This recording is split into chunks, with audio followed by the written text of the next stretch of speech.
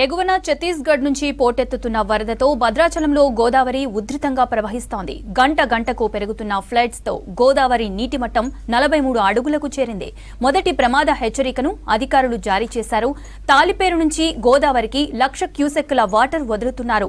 గోదావరి పరివాహక ప్రాంతాల్లోని లోతట్టు ప్రాంతాల వాసులు అలర్ట్ గా ఉండాలని జిల్లా కలెక్టర్ ఆదేశాలు జారీ చేశారు.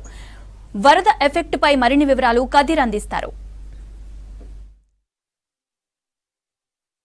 భద్రాచలం వద్ద గోదావరి నీటి మట్టం ప్రస్తుతం వచ్చేసి 44.6 అడుగులకు చేరింది.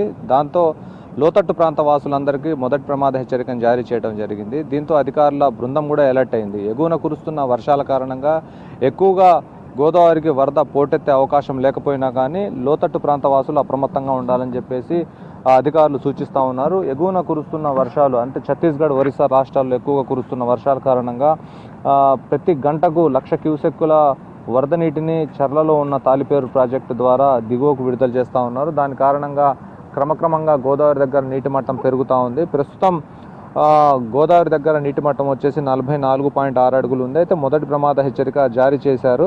అయితే రెండో ప్రమాద హెచ్చరిక జారీ చేయడానికి 48 అడుగుల వద్దకు రావాల్సి ఉంటుంది. మూడో ప్రమాద హెచ్చరిక జారీ చేయాలంటే 53 అడుగులు రావాలి.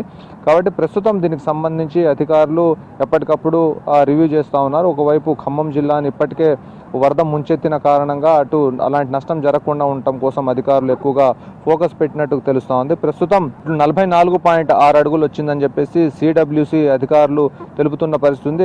ఎగువన ఛత్తీస్గఢ్ రాష్ట్రంలో కురుస్తున్న భారీ వర్షాలకు ఈ వాగులు వంకలు పొంగిపొరలి చర్ల మండలంలోని తాలిపేరు ప్రాజెక్టుగా భారీగా వరద రావడంతోనే ఈ భద్రాచలం వద్ద గోదావరి నీటి మట్టం క్రమంగా పెరుగుతూ ఉంది. అయితే ప్రాజెక్టుకు సంబంధించిన 24 గేట్లను ఎత్తి తాలిపేరు ప్రాజెక్టుకు సంబంధించి సుమారు 1,00,000 క్యూసెక్కుల వరద నీరు ప్రతి గంటకు దిగువ ప్రాంతానికి విడుదల చేస్తూ ఉన్నారు.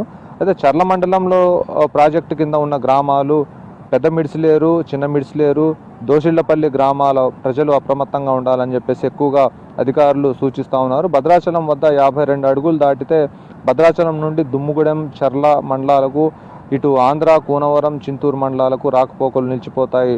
కాబట్టి ఆ ప్రజలు కొంత అప్రమత్తంగా ఉండాలి. లోతట్టు ప్రజలకు ఎక్కువగా ఎఫెక్ట్ అవుతుంది. ప్రతి ఏడాది భద్రాచలంలో గోదావరి వచ్చినప్పుడు లోతట్టు ప్రాంత ప్రజలు తీవ్ర ఇబ్బందులు ఎదుర్కొంటూ ఉన్నారు, అనారోగ్యాన్ని ఎదుర్కొంటూ ఉన్నారు. కాబట్టి లోతట్టు ప్రాంత వాసులు మైదాన ప్రాంతాలకు తరలి రావాలని చెప్పేసి కోరుతా ఉన్నారు. దాంతోపాటుగా పునరావాస కేంద్రాలను కూడా వాళ్లకు ఏర్పాటు చేయడం జరిగింది. హెల్త్ పైన ఎక్కువగా దృష్టి సారించారు. ప్రస్తుతం అక్కడున్న జిల్లా కలెక్టర్ జితేష్ పాటిల్, జిల్లా ఎస్పీ రోహిత్ రాజ్ వరద పరిస్థితిపై ఎప్పటికప్పుడు ప్రజలను అప్రమత్తం చేస్తూ ఉన్నారు.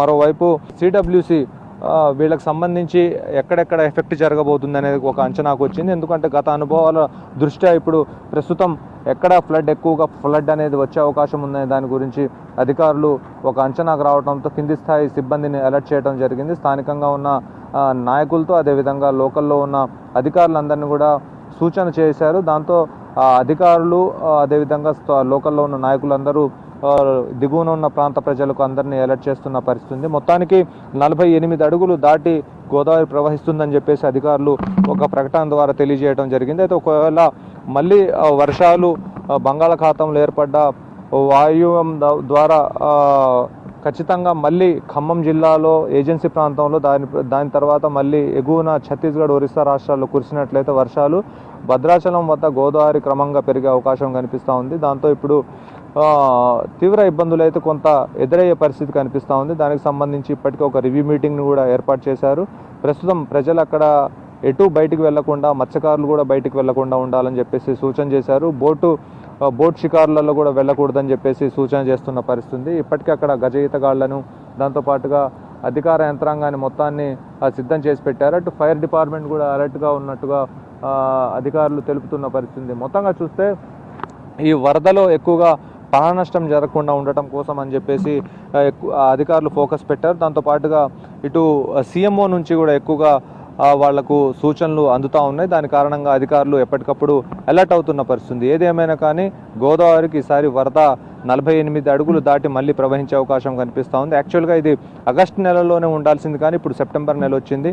అయినా సెప్టెంబర్ నెలలో ఎగువన కురుస్తున్న వర్షాలు, దాంతోపాటు జిల్లాలో కురుస్తున్న వర్షాల కారణంగా గోదావరికి వరద అనేది పోటెత్తా ఉంది. ఇప్పుడు ప్రస్తుతం అక్కడ 44.6 అడుగులకు వరద అనేది చేరింది. క్రమంగా అది పెరుగుతూ ఉంది. గంటకు ఒక 3 ఇంచెస్ పెరుగుతుంది. కాబట్టి ఇప్పుడు ప్రస్తుతం మొదటి ప్రమాద హెచ్చరిక అయితే కొనసాగుతూ ఉంది. ఇది మొత్తంగా భద్రాచలం ఫ్లడ్కి సంబంధించిన అప్డేట్స్.